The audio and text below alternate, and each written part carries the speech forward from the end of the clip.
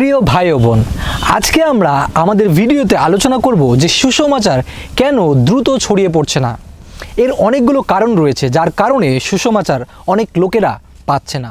যেই কারণগুলো যখন আমরা আজকে আলোচনা করব সেখান থেকে আমরা সকলে যারা বিশ্বাসী রয়েছি ভালো শিক্ষা আমরা পেতে পারবো।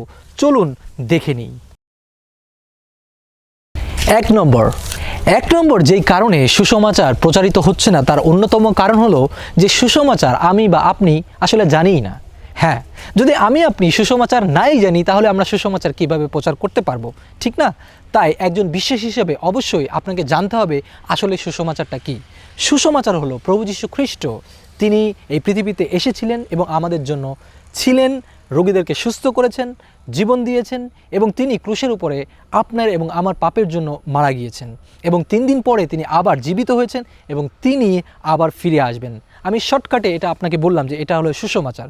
অর্থাৎ প্রভু যীশু সম্পর্কে যখন আপনি আরও বেশি জানবেন তখনই কিন্তু আপনি অন্যকে বলতে পারবেন। তাই সবার আগে আপনাকে জানতে হবে যে সুসমাচারটা কী। আর এটাই একটা অন্যতম কারণ যে অনেক বিশ্বাসী যারা নিজেদেরকে খ্রিস্টান হিসেবে দাবি করে বা খ্রিস্টীয় বিশ্বাস হিসেবে দাবি করে কিন্তু আসলে তারা জানেই না যে সুসমাচারটা কী। যদি তারা না জানে তাহলে আসলে সুসমাচার প্রচারিত হবে না।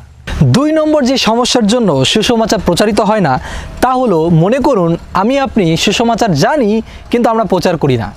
এটা একটা বড় সমস্যা। অনেক সময় অনেকে আপনারা চিন্তা করেন যে আমি তো একজন সুসমাচার প্রচারক নই, বা আমি তো একজন পালক নই, বা আমাকে তো কেউ বেতন দেয় না যে আমি সুসমাচার প্রচার করব। মনে রাখবেন যে প্রত্যেকটা বিশ্বাসী তারা সুসমাচার প্রচারকারী। হ্যাঁ, আমি আবারও বলছি যে প্রত্যেকটা বিশ্বাসী হচ্ছেন সুসমাচার প্রচারককারী। অর্থাৎ আপনার পজিশন যেটাই হোক না কেন, আপনি যে কাজই করুন না কেন, সমস্ত জায়গা থেকে আপনি সুসমাচার প্রচার করতে পারেন। তাই যখন আপনি সুসমাচারকে জানছেন তখন অবশ্যই আপনাকে প্রচার করতে হবে।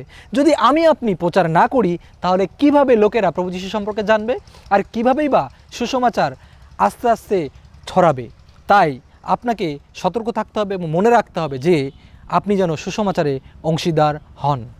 3 নম্বর যেই কারণে সুসমাচার অগ্রগতি হচ্ছে না সেটা হলো যে যখন বাধা সৃষ্টি হয়। অনেক সময় যখন কোনো বাধা আসে বা কোনো কঠিন চ্যালেঞ্জ আসে তখন কিন্তু আমরা সুসমাচার প্রচার বন্ধ করে দিই বা সুসমাচারের যে কোনো কাজকে আমরা বন্ধ করে দিই।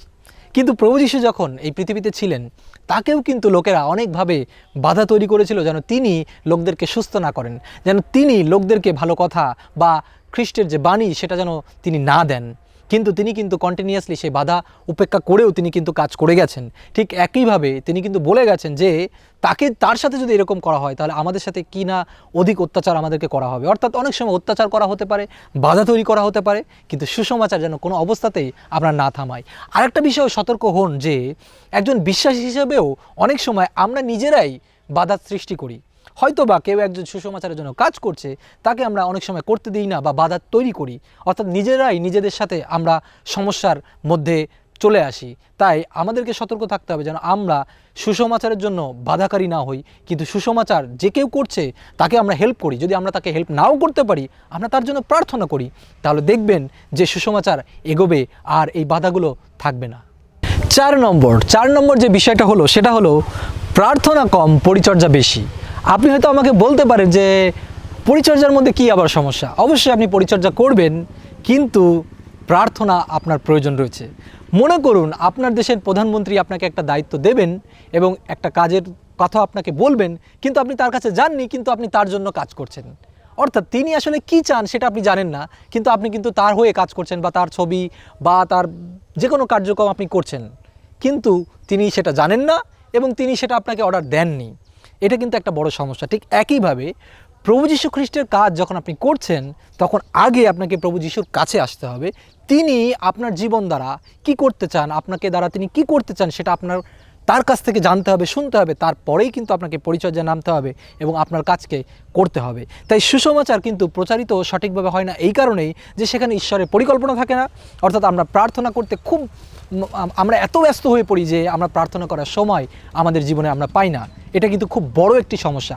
কখনো কখনো আমিও দেখি যে আমার ব্যক্তিগত জীবনেও পরিচর্যা নিয়ে এতটাই ব্যস্ত হয়ে পড়ি, কখনো কখনো প্রার্থনা করার সময় আমরা বের করতে পারি না। এটা কিন্তু একটা সমস্যা। তাই প্রতিনিয়ত প্রভু যীশুর কাছে কিন্তু আমাদেরকে আসতে হবে যে প্রভু তুমি কি চাও আমি কিভাবে পরিচর্যা করতে পারি, আমি কিভাবে সুসমাচার প্রচার করতে পারি, তুমি আমাকে জানাও। যখন তিনি জানাবেন তখন সমস্ত কাজই সহজ হয়ে যাবে এবং তিনি সন্তুষ্ট হবেন। কারণ দেখুন, আপনি এবং আমি সুসমাচার কার জন্য প্রচার করছি? তার জন্য। তাই তিনি যা চান আমাদেরকে তাই করতে হবে, আমরা যা চাই তাই নয়। তাই মনে রাখুন। 5 নম্বর, টাকা পয়সার অপব্যবহার। যখন আমরা এই টাকা পয়সাকে অপব্যবহার করি তখন কিন্তু সুসমাচার দ্রুত এগোতে পারে না। মনে করুন যে কোনো একটি কারণে বা সুসমাচারের কোনো কারণে কোনো টাকা পয়সা রয়েছে, কিন্তু সেটা আপনি সেই কারণে ব্যবহার করছেন না, কিন্তু ব্যক্তিগত বা অন্যান্য কাজে যখন আপনি ভুলভাবে সেটাকে ব্যবহার করছেন, সেই কারণে কিন্তু সুসমাচার প্রচার হয় না। এই দিকটাকে আমি বলতে পারি যে এই সমস্যাটা সব জায়গায় আমরা এখন দেখতে পাচ্ছি। যে বাইবেলে যখন আমরা বলছে যে শেষকালে লোকেরা অর্থপ্রিয় হবে এবং তারা অর্থকে প্রচুর পরিমাণে ভালোবাসবে, সেই বিষয়গুলো কিন্তু অনেক লিডারের মধ্যে এবং প্রচারকদের মধ্যে আমরা দেখতে পাচ্ছি। তাই যখন আমরা একজন বিশ্বাসী হিসাবে সেই টাকা পয়সার অপব্যবহার করব, অর্থাৎ সুসমাচারের জন্য যে অর্থ রয়েছে তা আমরা অন্যভাবে ব্যবহার করব, তখন কিন্তু সুসমাচার লোকেরা পাবেন না। তাই আপনাকে সতর্ক হতে হবে যে আপনি যখন কোনো টাকা পয়সা পাচ্ছেন সুসমাচারের জন্য, তখন সেটাকে সুসমাচারের জন্যই ব্যবহার করুন। তাহলে দেখবেন সুসমাচার আরও এগিয়ে যাবে এবং অনেক লোকেরা প্রভু যীশু সম্পর্কে জানতে পারবে। প্রিয় ভাই ও বোন, আজকের আমাদের এই ভিডিওর মধ্য থেকে আমরা চেষ্টা করেছি যে সুসমাচার কেন এগোচ্ছে না এবং আপনার আমার বা আমাদের সকলের সমস্যা কি কি এবং সেখান থেকে আমরা কিভাবে বেরিয়ে আসতে পারি। আমি আশা করি যে এই 5টি যে পয়েন্ট আমরা আলোচনা করেছি সেখান থেকে আমরা অবশ্যই শিক্ষা নেব এবং সেভাবে যেভাবে সঠিকভাবে চলা উচিত সেভাবেই আমরা চলব। ঈশ্বর আপনাদের প্রত্যেককে অনেক অনেক আশীর্বাদ করুক এবং সুসমাচার দ্রুত ছড়িয়ে যাক এবং প্রভু যীশুর বাণী যেন সকলেই পায়।